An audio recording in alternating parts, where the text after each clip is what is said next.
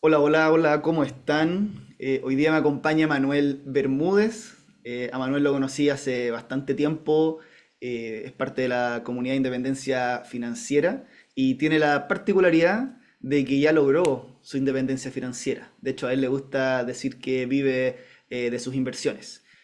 Por lo tanto, no está jubilado, no está echadito en la playa, pero sí no, ya no tiene la necesidad de trabajar asalariado, sino que él a lo que se dedica en el día a día es administrar sus inversiones. Hola Manuel, ¿cómo estás? Hola Carlos, ¿cómo vas? ¿Todo bien? Todo bien, muchas gracias. A Em, ti. Partamos, bueno, a Manuel nos conocemos en persona hace bastante tiempo, participa activamente de las reuniones que hacemos, así que quizás de repente voy a tener que dar más contexto cuando haga las preguntas, ya que igual, bueno, nos conocemos hace un par de años al menos. Quería partir por Costa Rica. Quizás no se dieron cuenta ahí en las primeras palabras que habló Manuel, pero él es de allá, vive en Chile hace bastante tiempo. Pero cuéntanos, ¿cómo es nacer y criarse en Costa Rica? ¿Qué diferencias culturales ves en comparación a Chile? Mira, lo primero es la población, porque somos un país de 5 millones y medio, casi 6, y llegar a una ciudad de 7, 8 millones, dependiendo del censo, ya te da una diferencia. Lo otro, bueno, Chile es un país más desarrollado económico y socialmente, hay más oportunidades, y ahí llevan una ventaja, yo creo que en Latinoamérica, que es el tema financiero, de inversiones. Hay muchas opciones de invertir acá en Chile, en Estados Unidos, en acciones acá, inmobiliario, crowdfunding, tierra, de todo. Y mi país es más chico, el mercado allá es la gente deposita a plazo y dólares, que es más que todo o especular o guardar, ahorrar en dólares nada más. Entonces ahí yo creo que sí Chile tiene una ventaja sobre el resto de Latinoamérica que ojalá se mantenga. ¿Y qué recuerdos tienes con respecto al dinero en Costa Rica? Quizás con tu familia, con tu crianza, ¿qué se Sí. hablaba? Se habla muy poco. De hecho, es algo, creo, y lo hemos hablado, latinoamericano, que no es un tema tabú, hablar de dinero es mal visto. Hay una influencia de la iglesia también sobre mejor ser pobre pero honrado, el dinero transforma a las personas, el dinero es malo. Entonces, por ahí tampoco. Y bueno, llegando a Chile, igual, al inicio no se hablaba mucho. Empecé a invertir, ¿sabes en qué? En fondos mutuos, que es como lo que te meten acá. Y después, sí, ya después me dijeron en inmobiliario, que también es lo típico en cualquier parte que vayas. Es como, no, cómprate un departamento, se paga solo, la plusvalía y todo lo demás que después, más adelante vamos a conversar. Ujú, seguro. ¿Y qué, bueno, estudiaste, me imagino, todo en Costa Rica, estudiaste secundaria, educación media, como se diría acá en Chile, y también universidad? Sí, los tres etapas de educación los estudié ya. Soy ingeniero comercial, me enfoqué en recursos humanos, aunque nunca ejercí. Pero siempre me gustaron los números y las finanzas y bueno, estando en Chile hay tanta información, tanta buena información que aproveché también. Perfecto. ¿Y siempre supiste que ibas a estudiar ingeniería comercial o habían otras alternativas? No, no, de hecho yo empecé lo típico en el colegio cuando te hacen la prueba a dónde eres bueno, salía que era electrónica, ingeniería en electrónica, hice unos años en la universidad, 3 o 4, pero no me sentía a gusto y tenía varios amigos de ingeniería comercial que cuando veía lo que ellos llevaban, las materias y todo, me enganché, cambié de carrera y la saqué. Y al día de hoy no me arrepiento, la verdad. La verdad te agradezco haberme cambiado a tiempo. Perfecto. ¿Y el ahorro y la inversión, en qué momento parte? El ahorro de inversión, aparte en Chile, en el año 2017 de hecho, sobre todo. Ya yo llegué acá en el 2013, ya llevaba 4 años, pero no lo había pescado. Tenía esos sesgos, esas creencias que traía desde Costa Rica y acá. Pero ahí empecé, bueno, primero fondos mutuos que no rentaban, después inversión inmobiliaria, después 2018 empecé en renta variable, acciones, con todo lo que no hay que hacer. 2018, 2019, ahí aprendí. Y en el 2020 me ordené un poco, abrí un abanico de opciones que hay acá en Chile, así que te puedo hablar desde crowdfunding, desde préstamo a emprendedores, startups, depósitos a plazo no, certificado no, fondos ya los había dejado, pero después ahí me enfoqué mucho en acciones, en el mercado chileno inicialmente, y hace un par de años ya en mercado norteamericano, Perfecto. principalmente. Oye, pero 2013, ¿llegaste directo desde la universidad a trabajar acá? ¿O No, yo había aplicado una pasantía. Yo en el 2010 había hecho una pasantía corta en Colombia, 10 meses, 3 meses. Y dije, me gustó la idea, dije, el próximo país tiene que ser por lo menos un año para conocerlo. Cuestiones de entre que terminé la universidad, terminé mi especialización, llegó el 2013 y ahí yo dije, es ahora o nunca.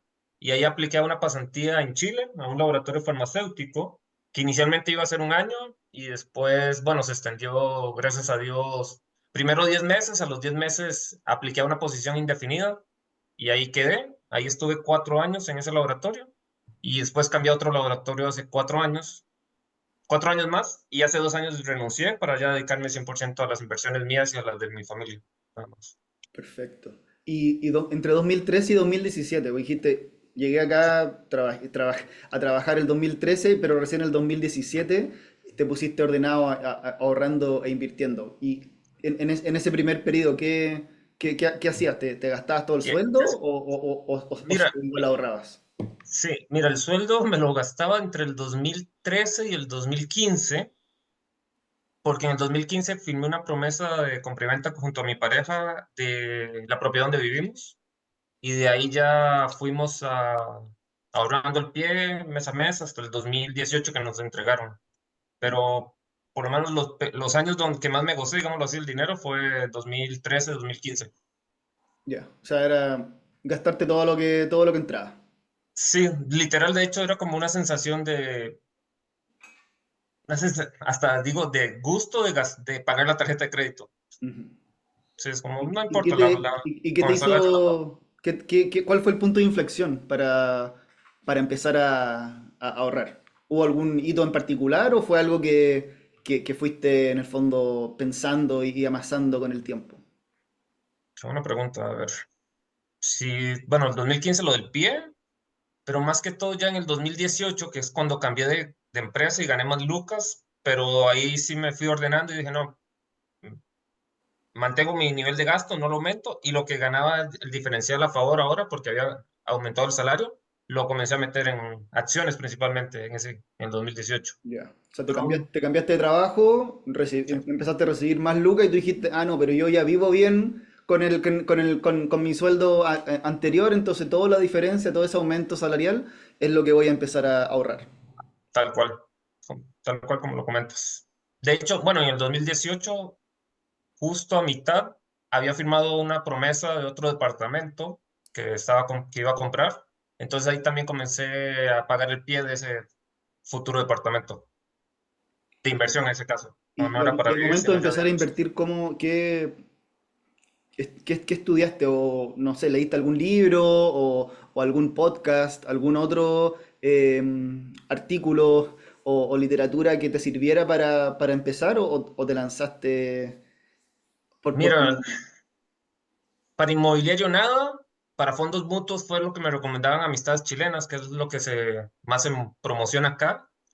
Y acciones, que fue 2018, 2019, au- a, a porrazos, digamos, a malas experiencias, todo lo que no hay que hacer yo lo hice.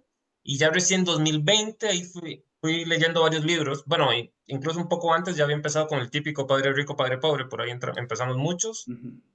Pasé a uno que es mi favorito, que es El hombre más rico de Babilonia. Yo lo recomiendo bastante, es muy bueno, muy sencillo pues, de leer y buen mensaje.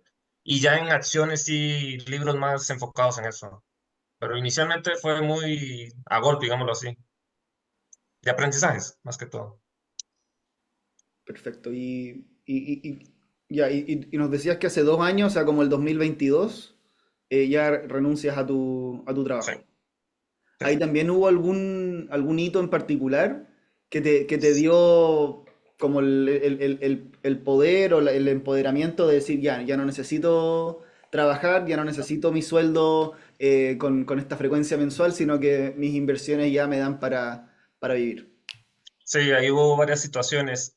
Una, a mí me gusta viajar bastante y no entendía por cómo solo tenía 15 días de vacaciones al año. Digamos, te matas casi 50 semanas y tienes dos.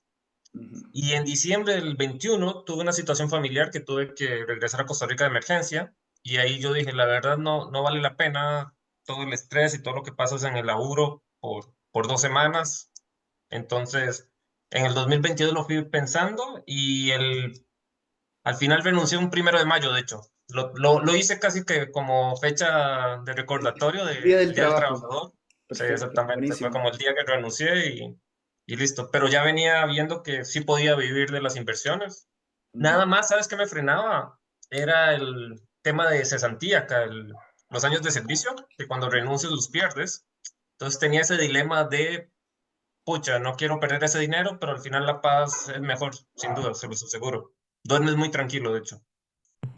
Ya, pero te fuiste en el fondo acá, bueno, en Chile quizás si alguien nos escucha de afuera le va a sonar extraño, pero acá en Chile existe una indemnización por años de servicio, la cual se te paga solamente cuando eres despedido o sales por algún mutuo acuerdo. O sea, tú cuando llegas y renuncias al trabajo, tú llevabas, no sé, 4 años, te hubiesen llegado 4 sueldos de una sola vez como indemnización de salida, y eso tú no lo tuviste.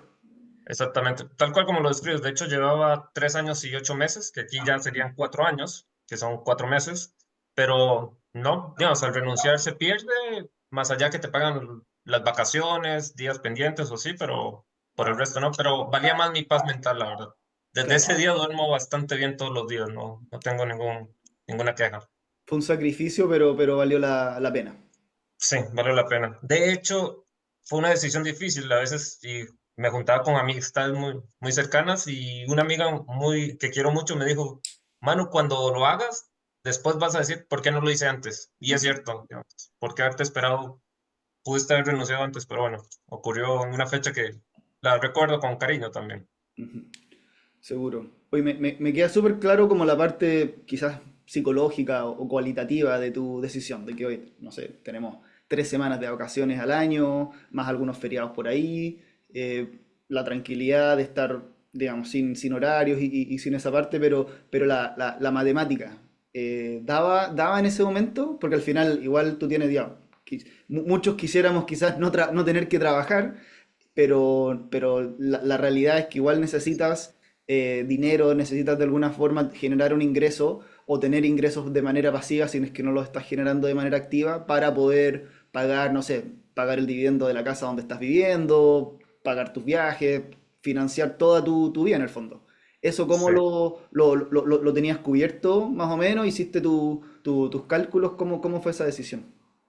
Mira, lo tenía porque llevaba con mi pareja un Excel con el presupuesto mensual de los gastos que teníamos. Sé que, digamos, aproveché una oportunidad que no siempre ocurrió en Chile, que fue 2019 y 2020 en cuanto a la bolsa de valores.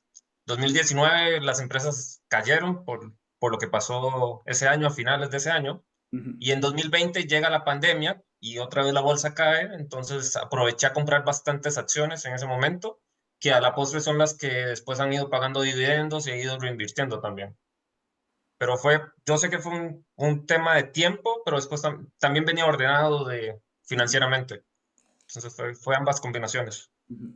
¿Y el presupuesto, o dicho, el presupuesto lo tuviste que bajar? O sea, ¿tuviste que bajar en el fondo tu estilo de vida? No sé, salir menos a comer o viajar menos, o eso lo pudiste de todas maneras mantener? Mira, se puede mantener, digamos, tal vez se ajusta, ¿qué te diría? Si salías, no sé, 4 veces a la semana, puedes salir tres.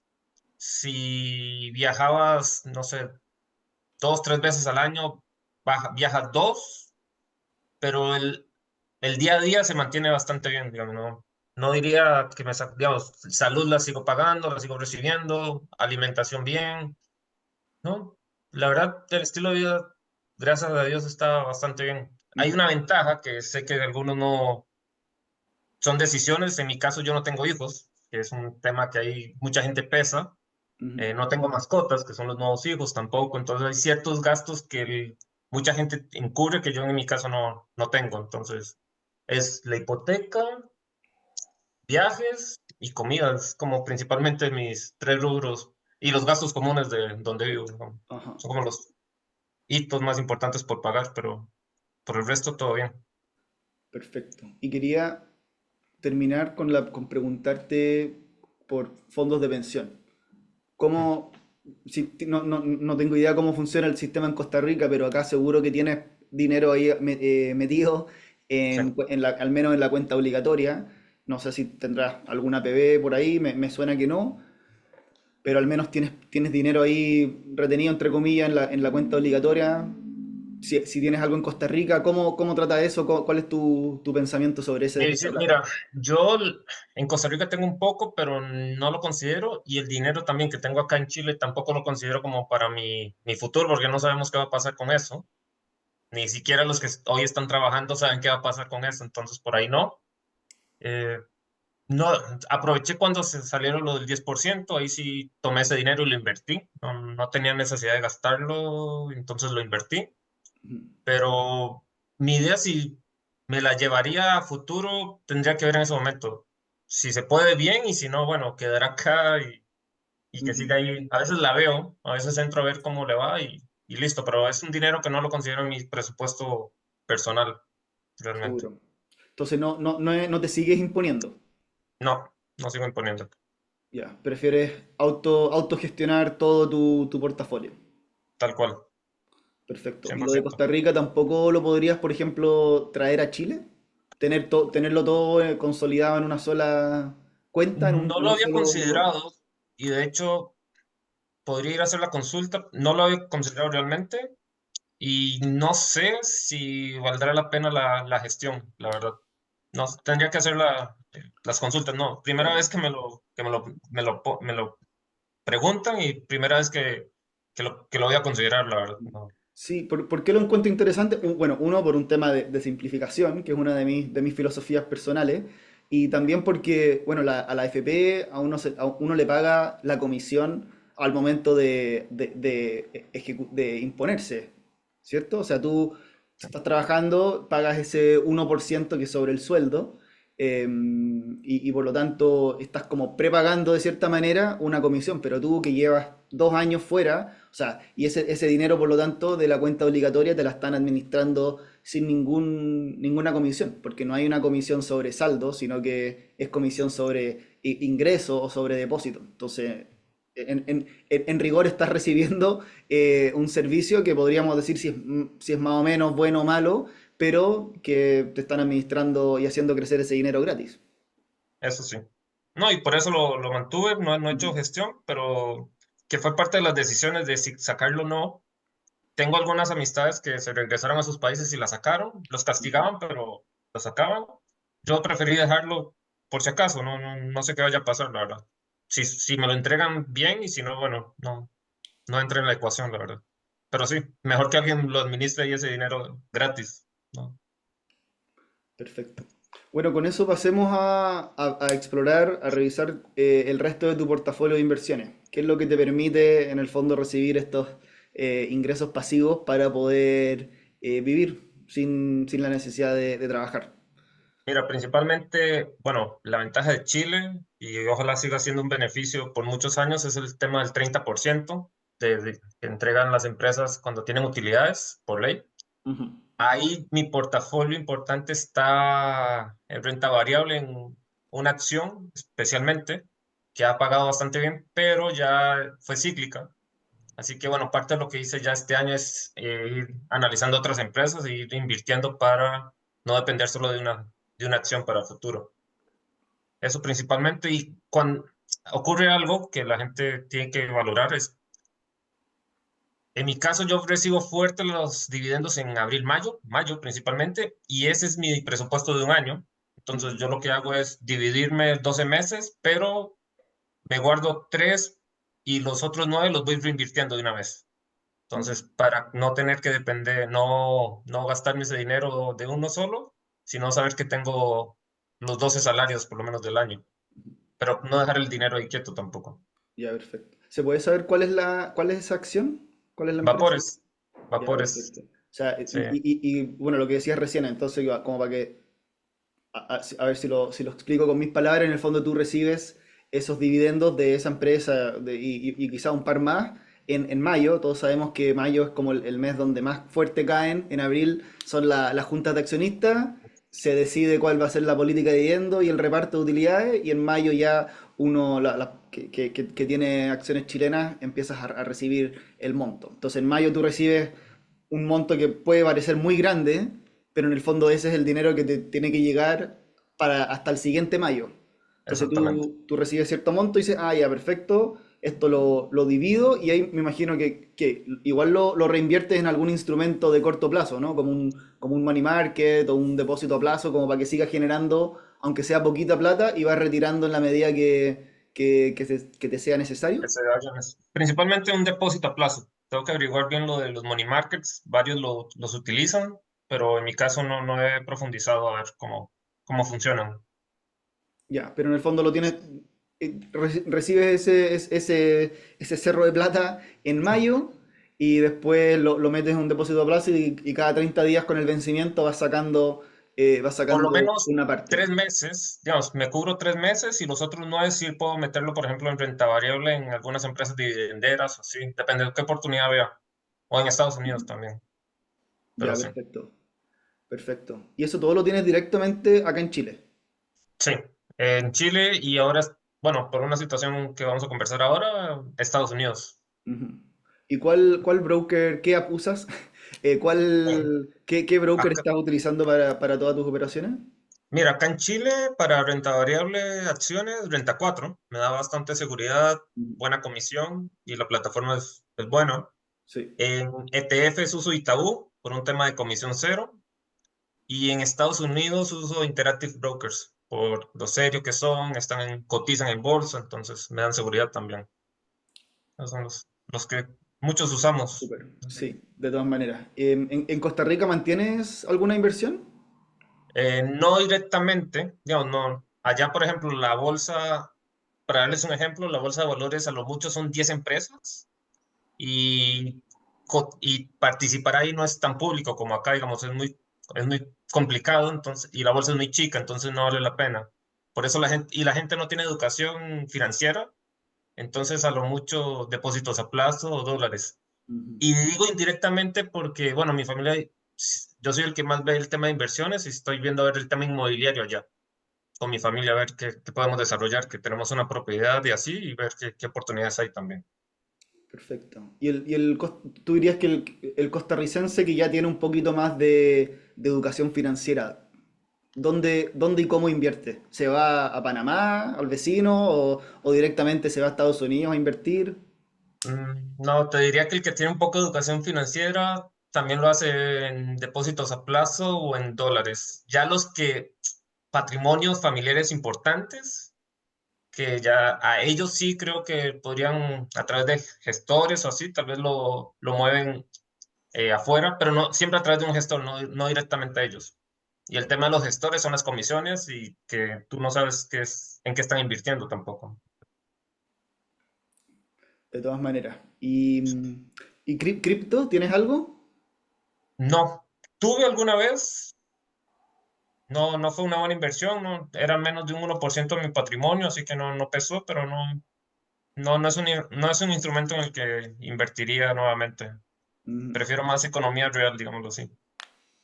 perfecto, más tradicional para las inversiones. Sí. Y creo que con eso ya llegamos al punto que más nos motivaba para hablar con Manuel, que es la inversión inmobiliaria. Yo sé que tú has tenido varias viviendas, algunas para vivir, como donde estás ahora, otras para inversión.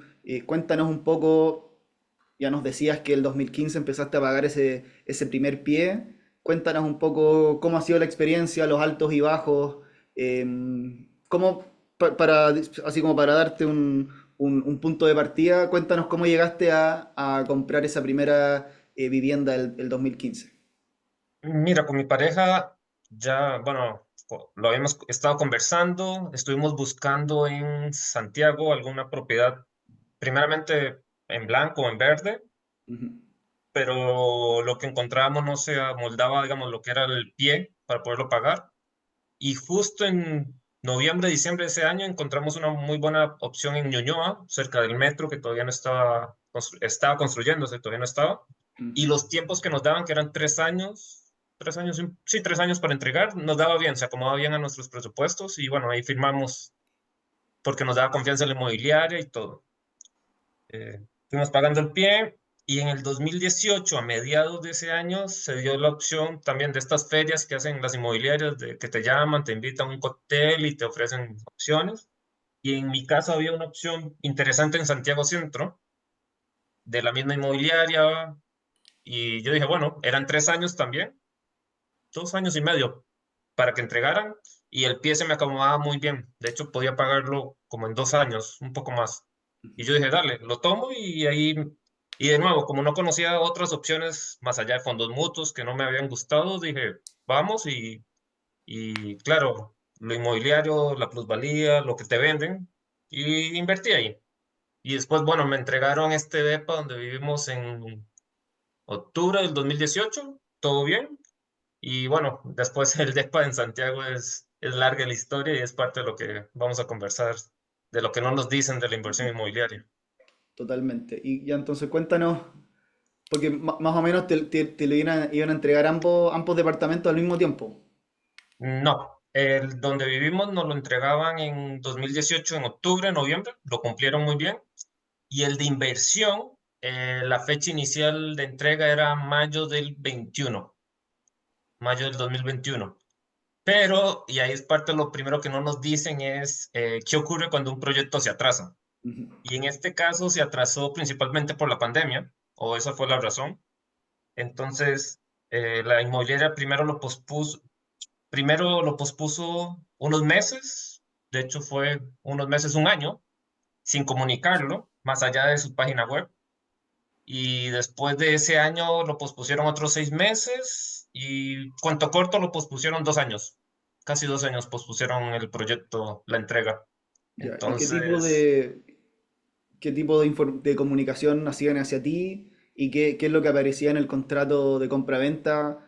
¿Quizás alguna posibilidad de retractarse y que te volvieran el pie? ¿O cómo viviste esa eh, parte? no, de hecho, cuando hicimos las averiguaciones, pues yo había comprado un departamento y mi pareja otro departamento en ese proyecto. Entonces, cuando revisamos los contratos y todo, algo que aprendimos que no sabíamos era que no venía la fecha de entrega y es algo con lo que se cuidan las inmobiliarias. Algunas sí lo han puesto, alguna gente en otros proyectos, en este no. Y claro, ahí fuimos a hacer consulta, fuimos a un arbitraje, de hecho, hicimos para ver qué opciones teníamos y la mejor opción que nos dio la inmobiliaria fue vender la promesa en el plazo de un mes.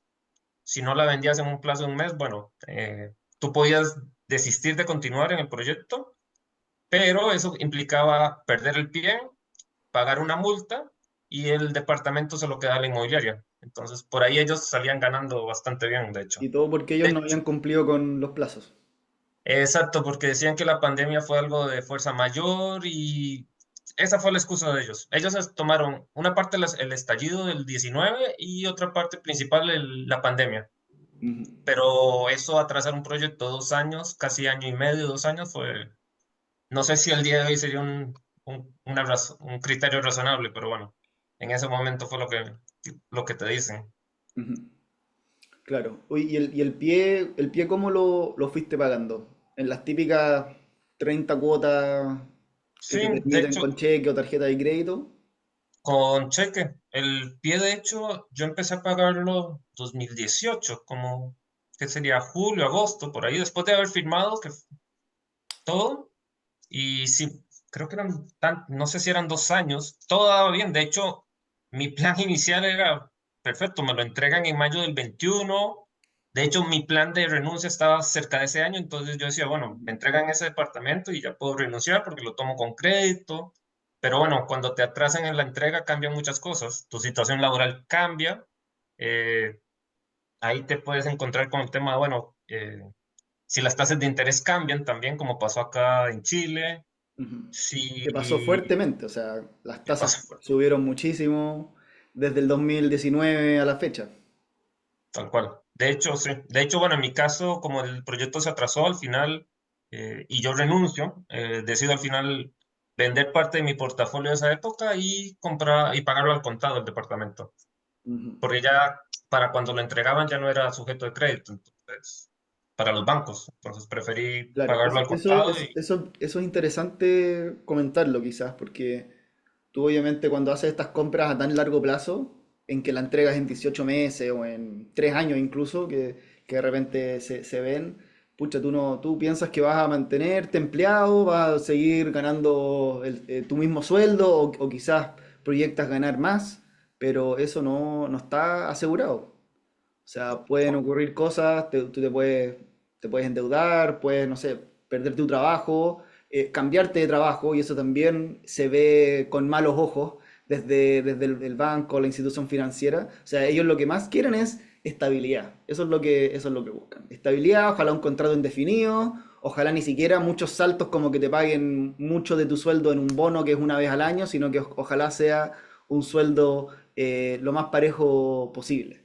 Y cuando tienes estos cambios, o, por ejemplo te pones a gastar mucho y usas mucho cupo de tu tarjeta de crédito algunos meses antes de firmar escritura o de cerrar el crédito hipotecario con el banco, te genera problemas, pues, te disminuye tu capacidad crediticia y no eres un cliente tan interesante como para el banco.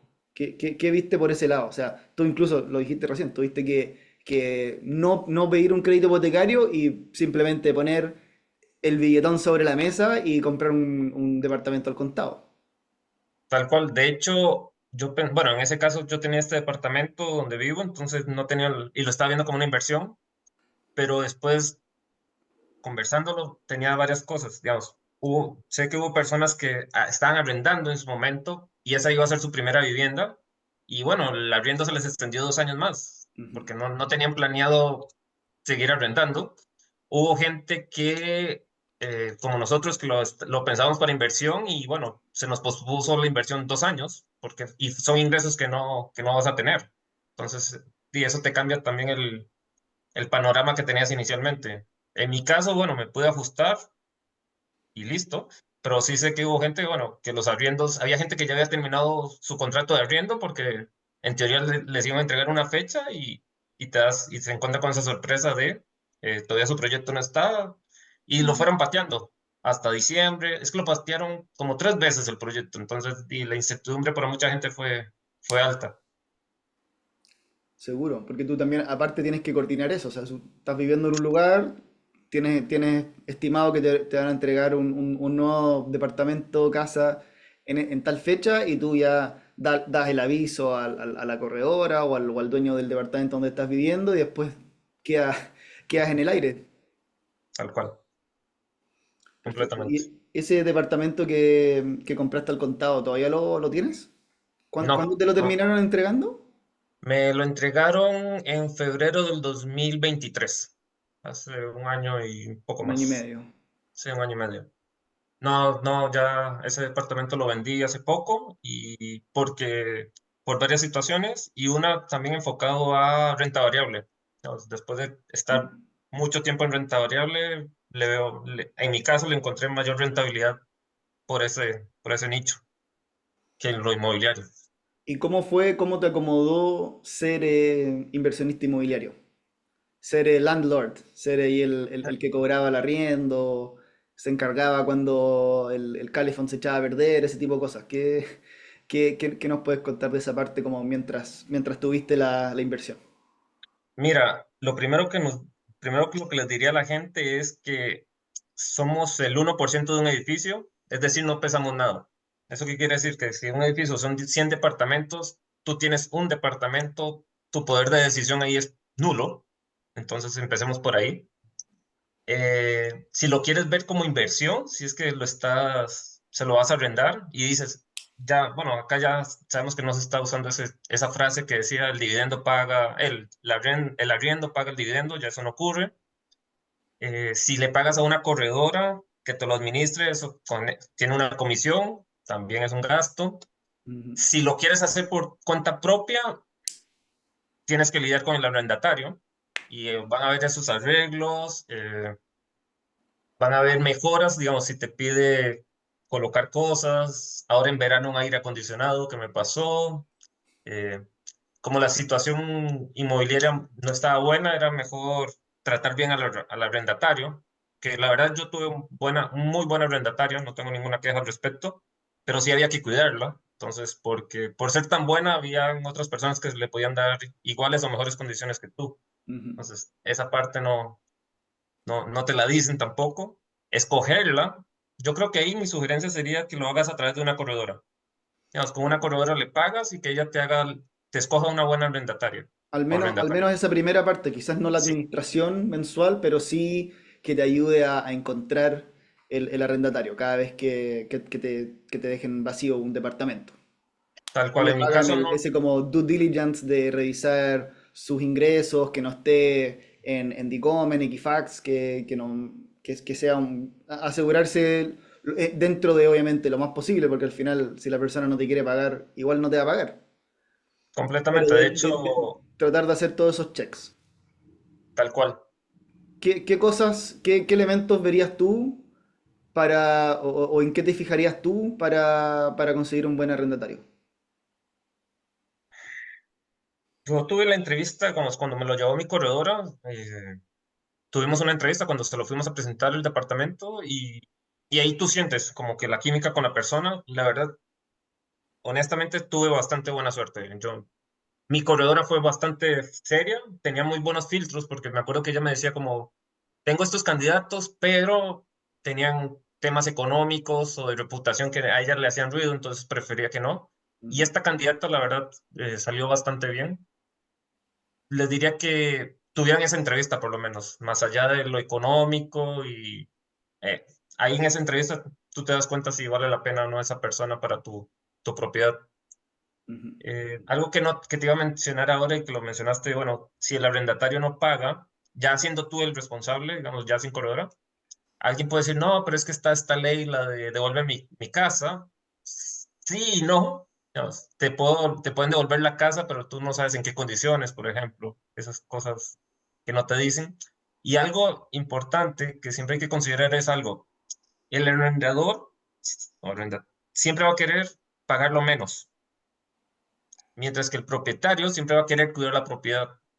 Y eso yo lo veía, por ejemplo, y lo he visto en otros, en general es cuando tú ves los gastos comunes, alguien que arrienda siempre va a querer pagar lo menos. Y los que son dueños de la propiedad siempre van a querer pagar lo justo que cuide su propiedad. Entonces, son dos visiones distintas bajo el mismo activo así que es el departamento en este caso. claro, en el sentido de, oye, quiero la lámpara más barata, quiero la cortina más barata, como que quiero, no hay esa O búsqueda por tratar de hacer una mantención, por ejemplo, de largo plazo. O sea, si quieres también. que quizás se vea bonito, tampoco quieres vivir mal, pero quieres en el fondo, estás cuidando mucho las lucas cuando estás arrendando. Sí, y lo ves mucho también en los gastos comunes, digamos, en los mantenimientos que tenga el edificio en sí. Porque, mira, cuando algo pasa mal o si el día de mañana algo pasa, el arrendatario se va y listo. Pero los que son propietarios se quedan con el problema. Ujú, Digamos, lo vemos acá en Chile y lo pienso mucho en los que están ahora en la zona de las dunas. Eh, pucha, el que arrienda se va y listo, pero el que es propietario tiene ¿qué hace? O se queda o se va, pero tiene que seguir pagando, digamos. ujú. Entonces, son situaciones que hay que considerar, la verdad. Hoy quería volver a un punto que nos saltamos, que era la entrega del departamento. El otro día tuvimos acá una junta en que estabas dando, había un chico que estaba a punto de recibir su departamento y tenías ahí varios tips bastante buenos para cosas en las cuales fijarse o tener ojo. Sí. Mira, y es algo que no nos dicen. Cuando les van a entregar un departamento, y lo hablo desde mi experiencia, inicialmente la inmobiliaria te va a dar un primer día para que vayas, para que lo veas, que no es la entrega oficial todavía, es nada más para que lo veas y eso. En esa primera visita, mi sugerencia es que sí o sí contrates a una empresa que revisa este tipo de propiedades. ¿Por qué? Porque yo no soy ingeniero en civil, no soy arquitecto, no soy diseñador, y yo puedo ver que hay cosas bien, pero estas empresas que revisan edificios te dan todo un informe que tú al final ese informe se lo das a postventa y postventa hace todas las reparaciones antes de tu entrega. ¿Qué pasó en mi caso? Desconocía completamente. el día que a mí me entregan, yo sí contraté a una empresa que me lo revisara y fuimos el mismo día que me lo entregaban. Entonces, mientras yo estaba ahí con la inmobiliaria, conversando y todo, esta empresa revisaba y la inmobiliaria me dijo, mira, firma la entrega y cuando tengas el informe nos lo das y nosotros hacemos las reparaciones del caso.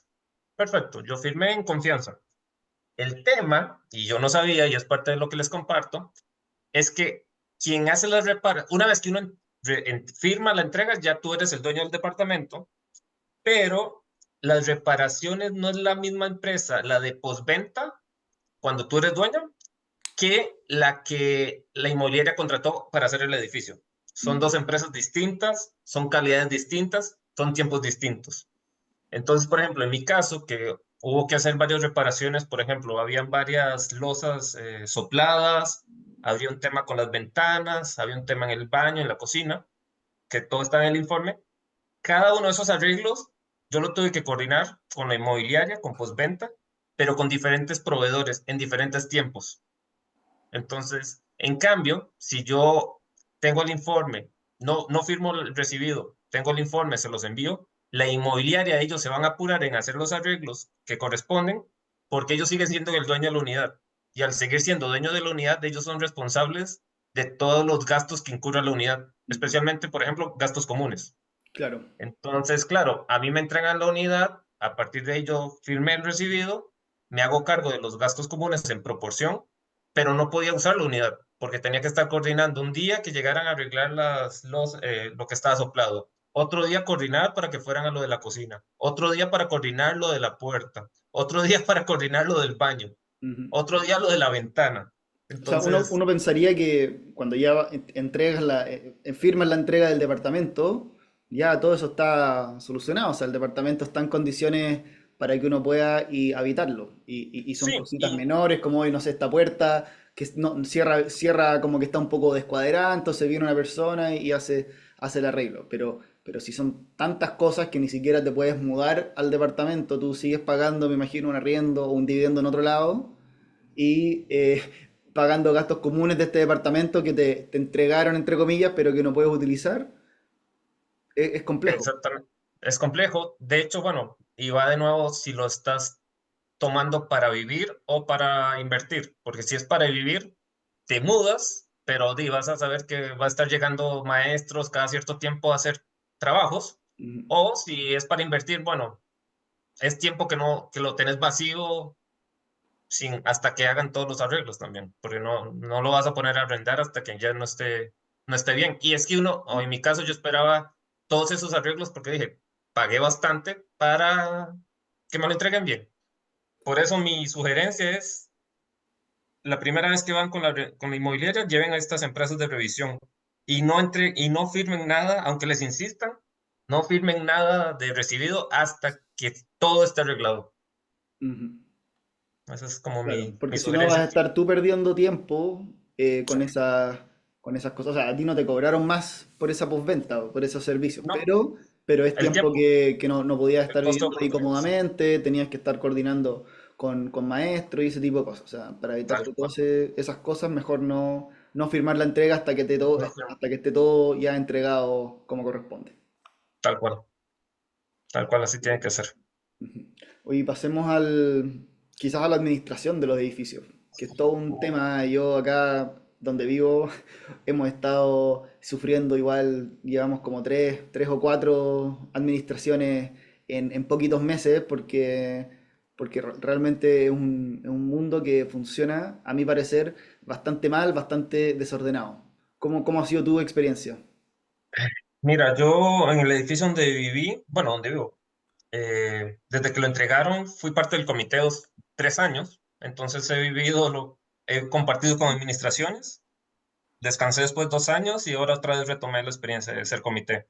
Y el edificio donde invertí, al día de hoy no hay comité, pero hay un grupo de vecinos ordenados que estamos ayudando, porque sí, el tema de la administración se las trae, porque en el caso de los edificios nuevos, y la gente puede ser que no conozca esto, el primer comité es la inmobiliaria, y la inmobiliaria es quien escoge a la administración.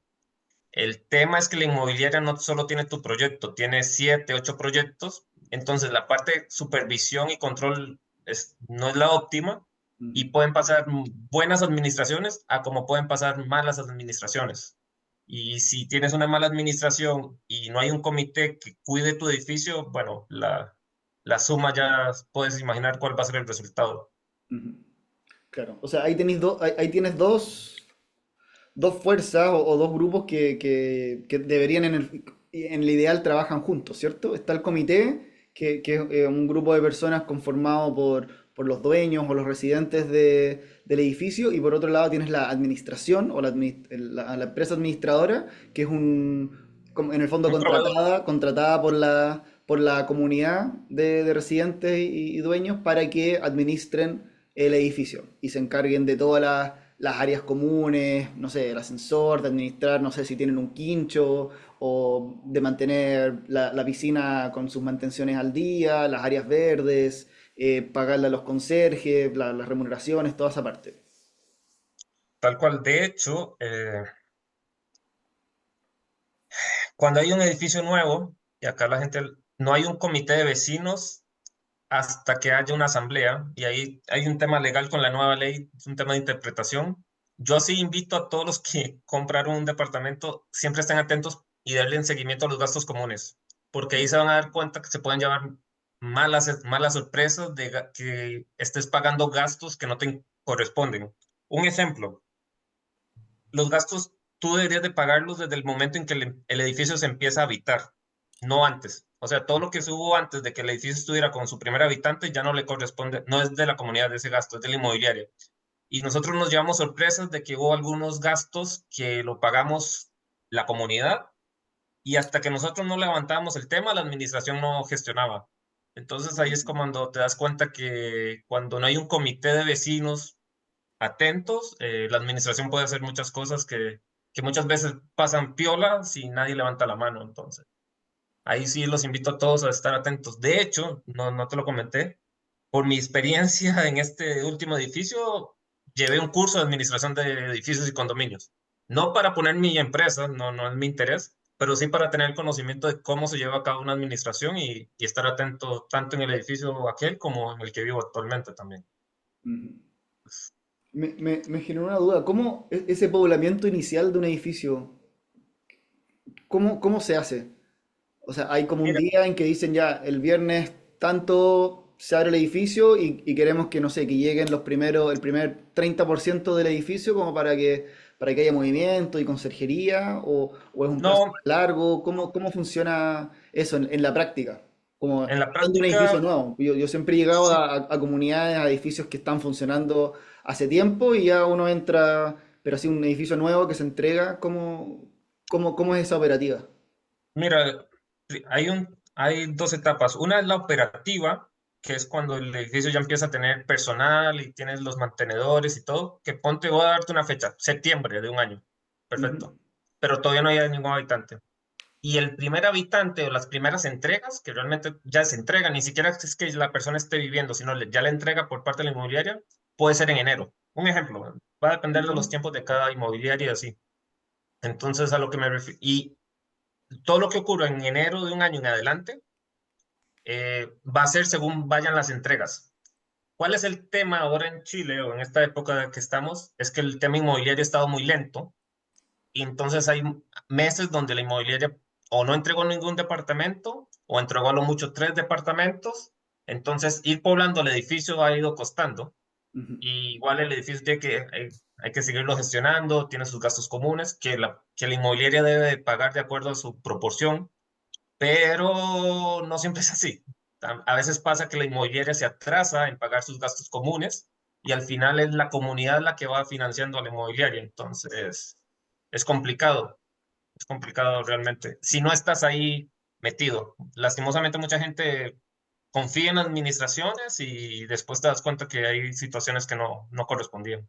ujú. Pero, por ejemplo, no sé, yo compré en un edificio, el edificio tiene, no sé, 150 departamentos. ¿Ya? Y yo llegué de los primeros y somos, no sé, 20 personas ¿Ok? viviendo. 20 departamentos están utilizados de Sí. los 150. O sea, yo obviamente, las personas que ya están, empiezan obviamente a pagar su gasto común a la administración. y sí, los restantes, los otros 130 departamentos, esos gastos comunes los paga la la inmobiliaria, inmobiliaria, sí, ¿cierto? Hasta que se vayan activando, no sé, pasa un mes, llegan otros 10 departamentos, se llenan y así.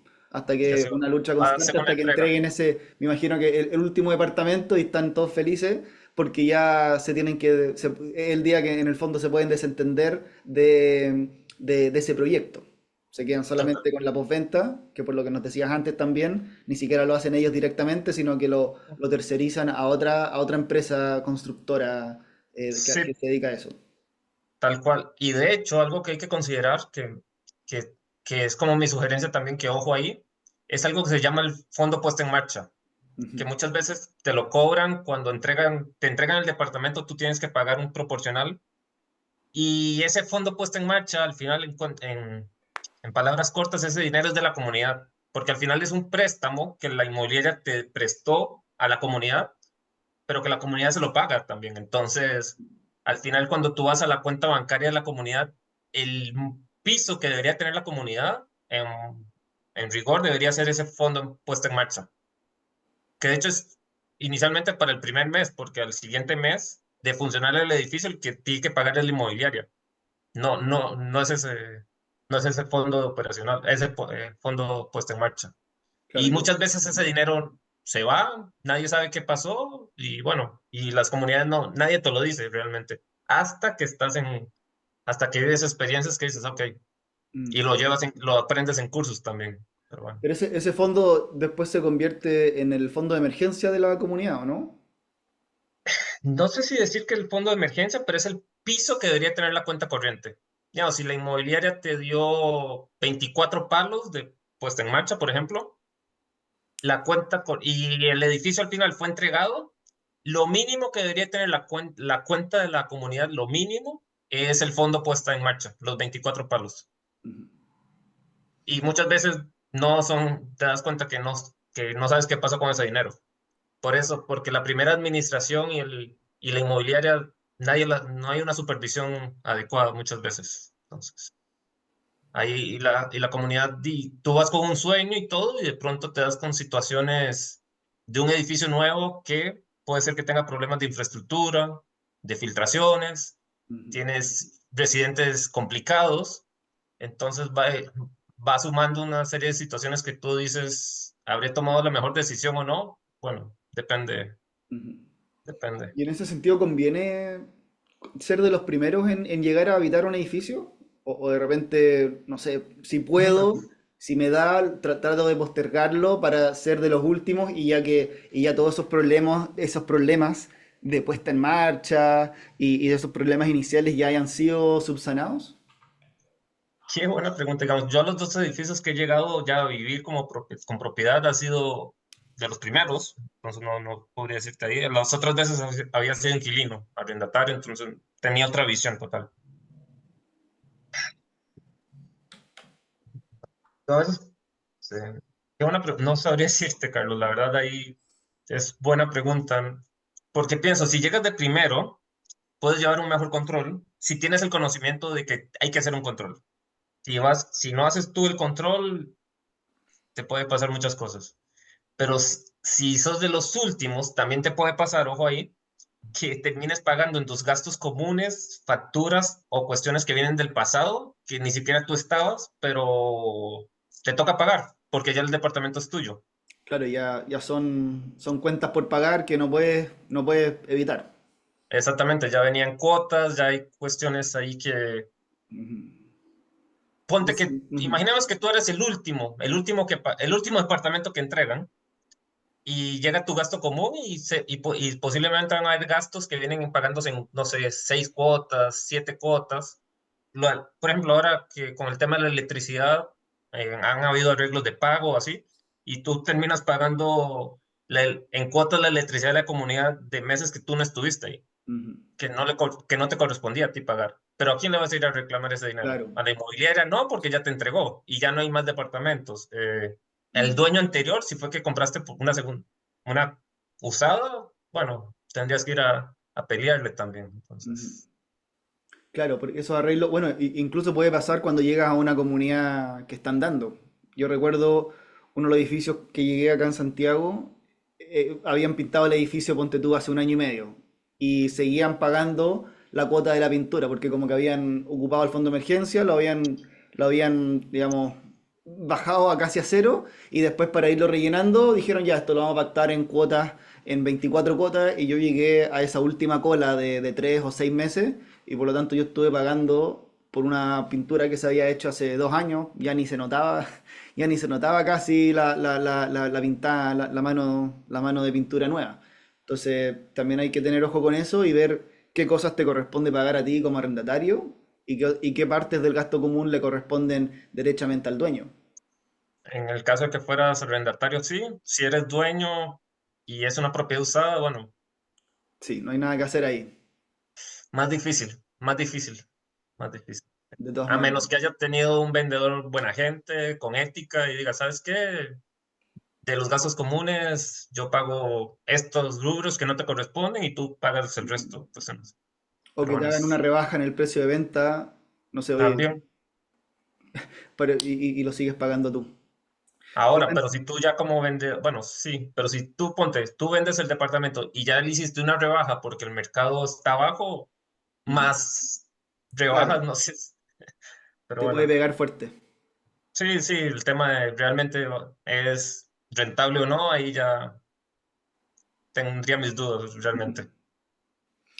Oye, antes de pasar a la venta o el cierre de una inversión inmobiliaria, quería preguntarte si hay algún otro punto que quisieras tocar con respecto a la compra. Si hay algo más que tener ojo, por ejemplo, yo sé que algunas semanas atrás hicieron unos como Black Days, en el cual estaban ofreciendo supuestamente hipotecarios con mejores tasas o descuentos en los precios de venta de los departamentos como promo especial. Incluso ha estado bien de moda poner departamentos en venta en Cyber Day, en el cual te ofrecen descuentos de 5, 6, 8%. ¿Hay alguna, tú lo ves como una oportunidad o lo ves un poco como o es una distracción? Ya con estas experiencias que he tenido, yo lo veo más como una distracción y ahí conversándolo con amigos y salió un tema una vez que no había pensado y tiene un buen punto para estudiar es estos que te dicen como arriendo garantizado, dividendo garantizado y alguien dijo algo y es muy cierto. ¿Qué pasa si quien te promete eso quiebra, por ejemplo? El que te dice, oye, compra y te dividendo 2 años garantizado o el arriendo. Y tú compraste y después es como, ¿y ahora quién me paga mi arriendo o, o el dividendo que yo tenía programado que no tenía que pagar? Ahí, cuando, si adquieren una promoción de esas, yo haría esa pregunta. Bueno, ¿qué pasa si ustedes se desaparecen, se van, quiebran? Ujú. ¿Quién asume esa responsabilidad? Que al menos yo no adquirí ninguno de esos productos, entonces no sabría decirte cuál sería la respuesta de ellos, pero por lo menos si se encuentra con una promoción así, valorarlo, considerarlo al menos. Ujú.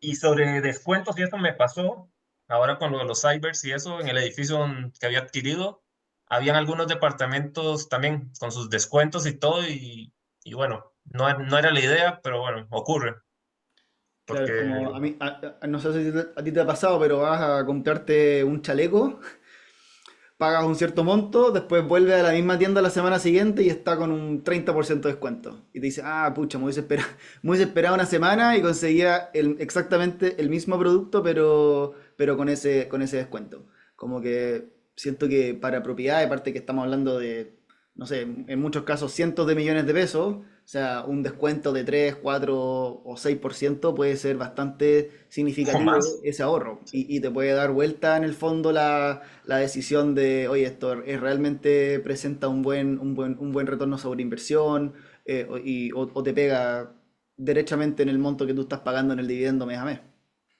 Tal cual. De hecho, no, bueno, un 6% sigue siendo bajo. He visto promociones con descuentos Mm, más altos. E igual, bueno, sabemos que acá en Chile es con la UF y eso te impacta, pero no deja de ser que puede ocurrir también. Entonces, perfecto. Oye, pasemos entonces a la venta del departamento.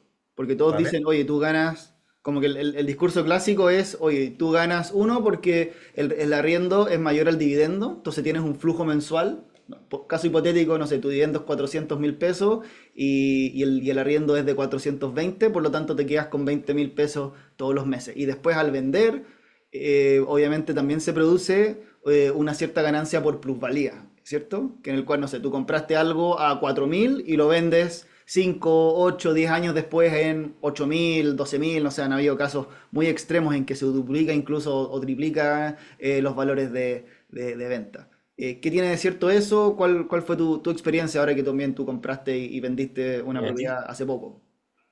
Mira, lo vi en un video hace un tiempo y algo muy cierto, digamos, la plusvalía al final es una especulación, digamos, de decir, no, compra hoy y en unos años va a crecer. Digamos, lo que ocurrió, como dicen, lo que ocurrió en pasado no garantiza futuro. Ahí yo considero, tienes que considerar varias cosas. ¿Qué pasa si la zona donde uno, bueno, si la zona donde compraste cambia su valor, digamos, en vez de ir creciendo, su plusvalía baja. Ujú, Entonces ahí ya vas de un punto en contra, te va a costar.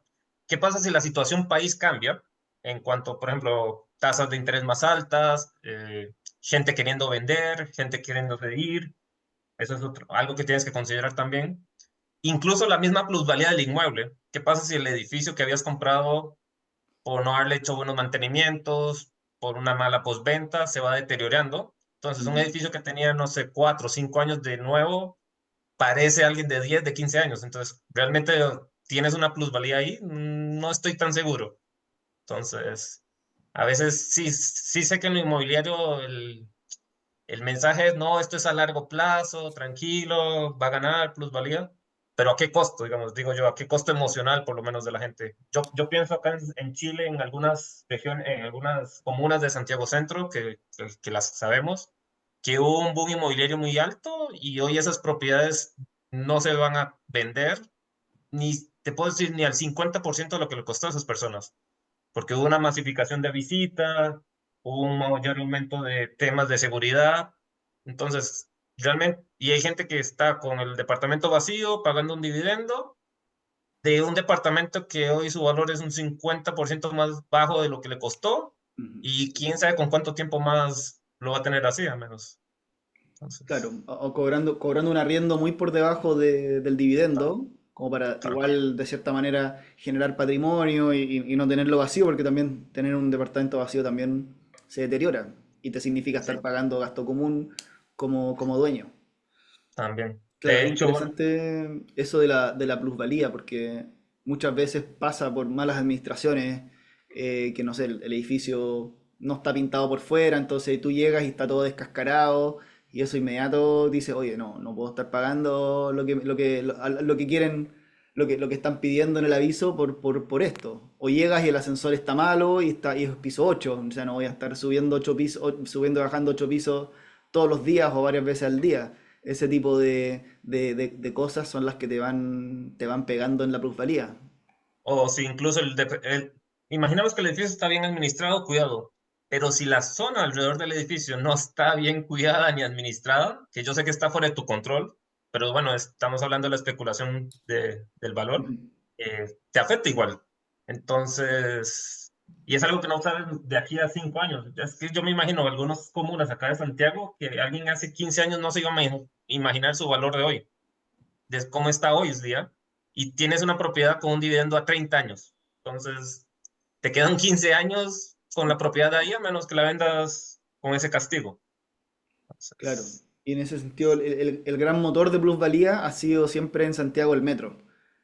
Esa también. promesa de, oye, acá en 3 años más va a tener un metro a 3 cuadras.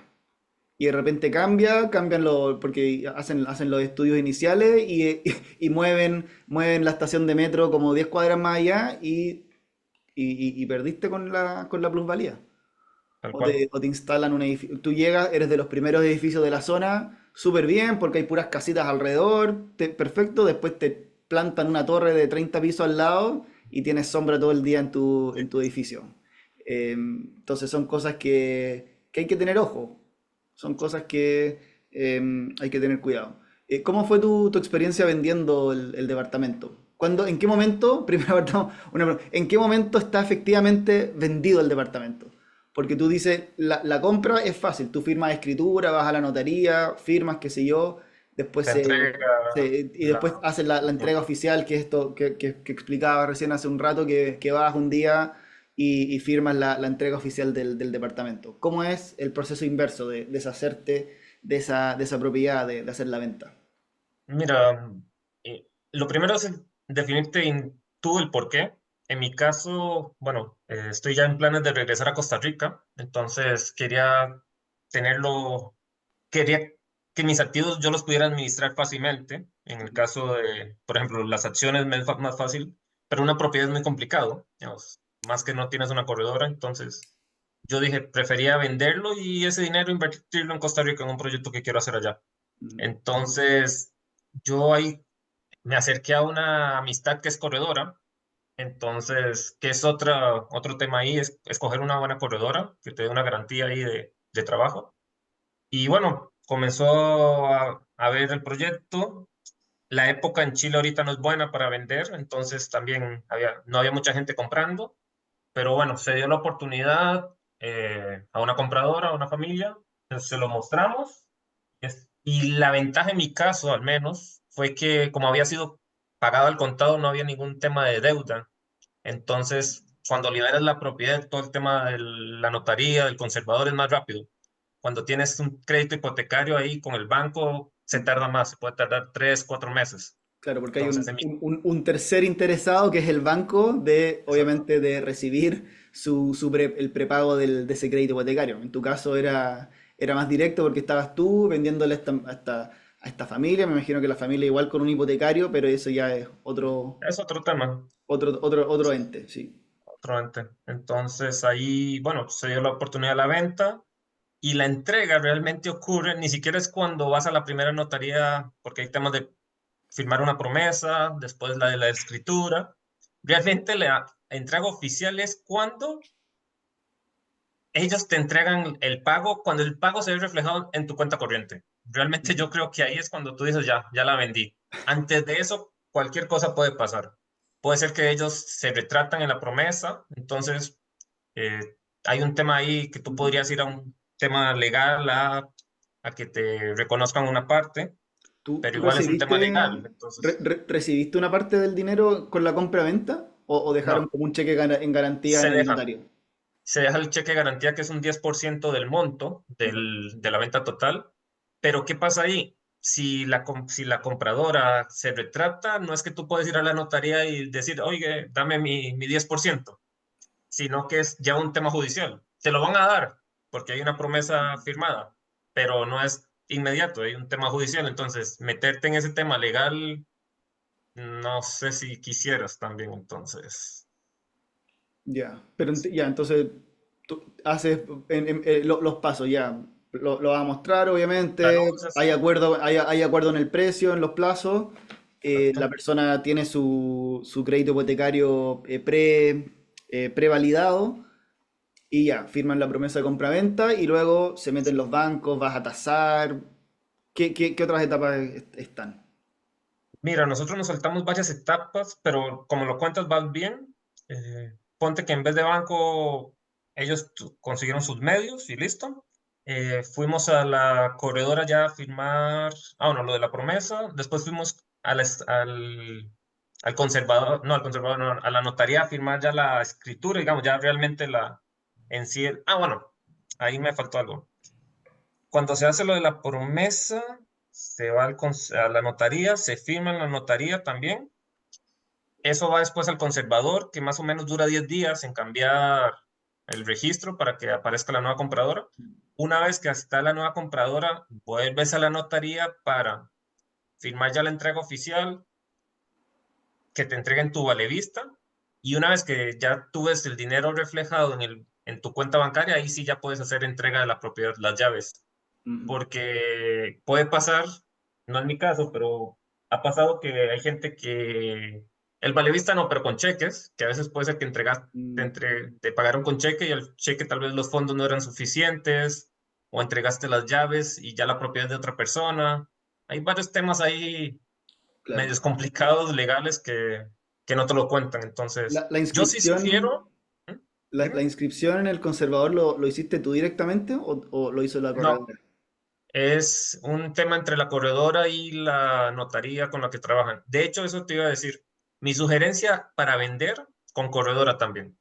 Ujú. Más allá de que tú dices, le toca que pagar una comisión, no importa, la verdad, la experiencia la tienen ellos, los trámites los realizan ellos, y al final es un respaldo para ambas partes, tanto como para ti como comprador, como vendedor en mi caso, como para la persona que compra Ujú. también.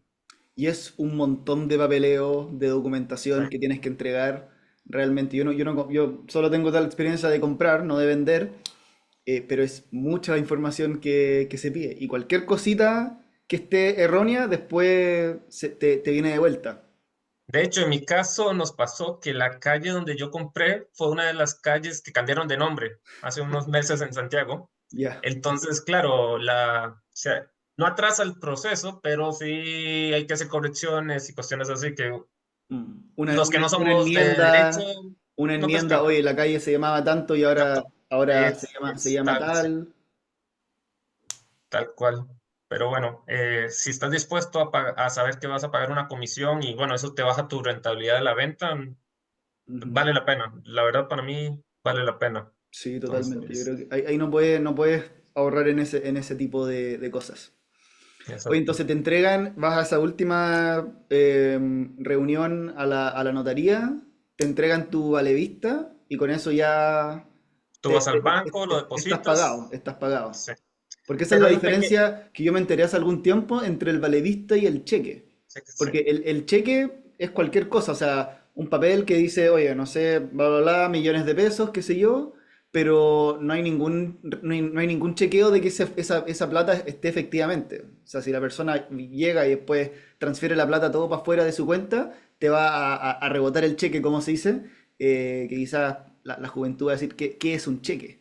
sí, Pero en el fondo no es ninguna validación de fondo. El valevista funciona diferente porque al momento de procesar el valevista es un documento del banco y la plata efectivamente sale y te la retiene el banco en una de cuenta de ella. Entonces, si el exacto. valevista es por 20 millones de pesos, esos 20 millones los tiene el banco en una cuenta tercera hasta que tú vayas a hacerlo efectivo o depositarlo directamente a tu cuenta. Tal cual. Lo congela, es dinero ahí Ujú. congelado, que de hecho sí, tal cual como lo describes. Y digamos que da más seguridad de que es dinero que está ahí quieto, Claro. pero bueno. Claro, de todas maneras. Así que, bueno, te fuiste a la notaría, avanzaste, me imagino, 3, 4 cuadras al banco más cercano y Me costó depositaste. encontrar uno porque habían varias sucursales cerradas en el centro, pero bueno, ahí lo pude depositar y al día siguiente ya se ve reflejado en tu cuenta bancaria. ¿Sabes algo que no mencioné? Que cuando vendes hay un pequeño detalle a considerar para los que invertimos, inversión, que es que tu departamento está con gente, está ocupado, el Mm, arrendatario, la arrendataria. claro. Entonces, esa parte de la salida del inquilino y el estado del inmueble, eh, hay que considerarlo también Ujú. porque el inquilino cuando sabe que estás vendiendo, que en mi caso se lo quise vender inicialmente a mi inquilina, era la primera opción, no se dio, pero bueno, eh, hay temas ahí de coordinar tiempos para irlo a mostrar, hay tiempos después para si la persona va a salir, es como, bueno, ¿cuándo va a salir? A mí en mi caso, gracias a Dios, ocurrió como que los tiempos se fueron dando así como, yo no lo planeé, la verdad, pero desde que yo le avisé a la inquilina que lo iba a vender, pero yo sin ninguna intención ninguna ilusión de venderlo realmente. Yo dije, no, no sé cuánto vaya a durar. Al Fue final mi mucho más inquilina, rápido de lo que tú imaginabas sí, también. sí, la verdad sí, honestamente, mucho más rápido de lo que imaginaba. Y bueno, mi inquilina había conseguido un departamento, ella justo se muda y justo 4 o 5 días se da ya la entrega de mi parte. Entonces, como que los tiempos dieron justo, Perfecto. pero sí Le es... diste sus 30, 60 días de aviso y se pudo coordinar bien su salida De hecho, ella fue la con el ingreso. que, en mi caso, ella fue la que decidió salir, digamos, porque yo le avisé que iba a vender, pero no había nada en concreto. Sí. Incluso ni siquiera cuando lo fuimos a mostrar había nada en concreto. Y ella me avisó, mi inquilina, de que se iba a mudar, como indicaba el contrato, y listo, vamos. Pero sí, sí es un tema ahí lo del inquilino, porque te puede tocar una buena persona, un buen arrendador, a como te puede tocar una persona que te lo deja en malas condiciones y aunque haya una garantía, no te cubra los costos del departamento. Entonces, Ujú. te toca a ti de ciertos arreglos también pagarlos. Aunque hay quienes indican, según la compraventa, que quien compra el departamento lo acepta en las condiciones. Pero bueno, una cosa fue las condiciones en que los vio y otra es cuando ya lo recibe. Entonces, Claro, que pueden pasar perfectamente 2 a 3 meses y ocurrir alguna cosa como que te explote una olla a presión, alguna se cosa daña así. algo sí, algo, ¿Cuál, muchos. cómo ha sido tu experiencia como para ya ir cerrando, cómo ha sido tu experiencia con los meses de garantía, con la garantía? ¿Cuánta garantía es el estándar? ¿Es un mes? ¿Sigue siendo Un un mes, mes? ¿Un poco más?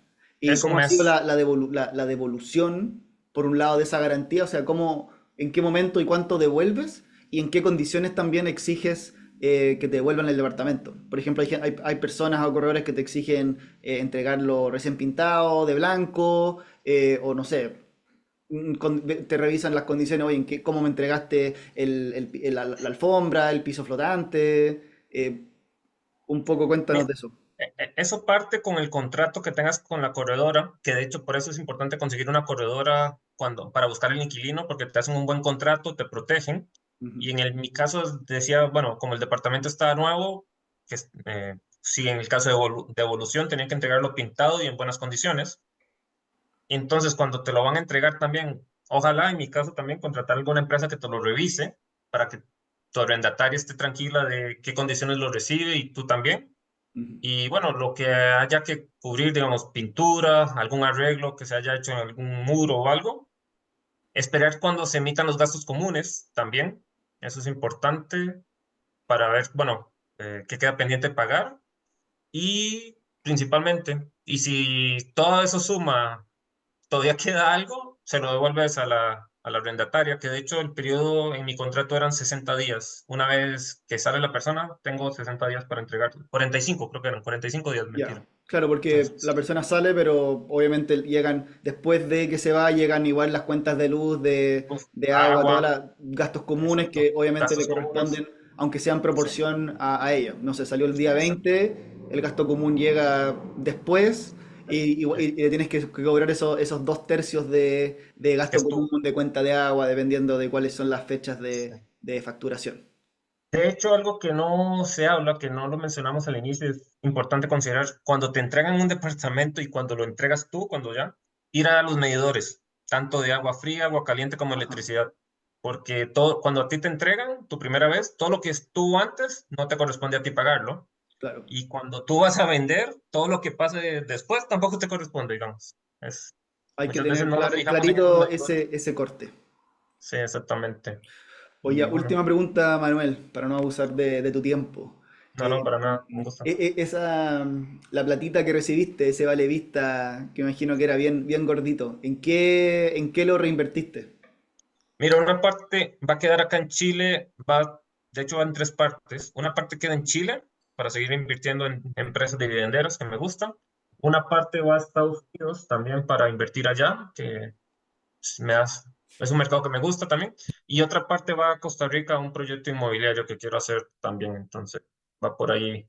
Pero, y ahí alguien me puede decir, ¿cómo inmobiliario si estás saliendo de inmobiliario?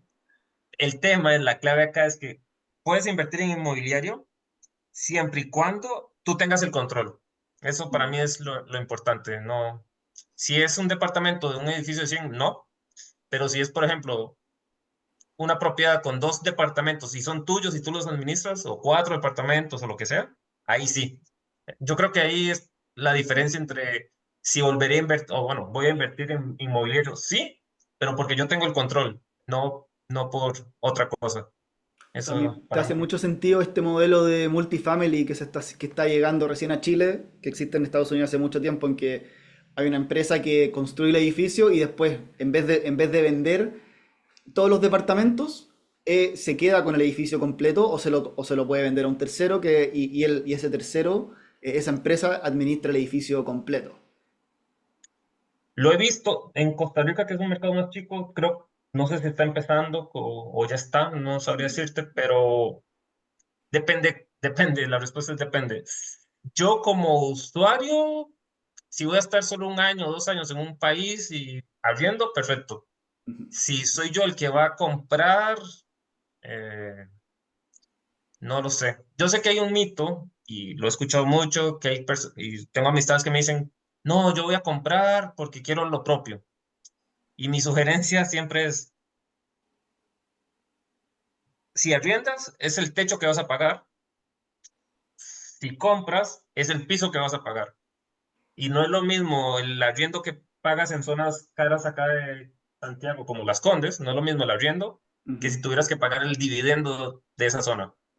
Hay un diferencial importante que yo lo que les sugiero a mis amistades es arrienda y ese diferencial que hubieras tenido que pagar de más, inviértelo.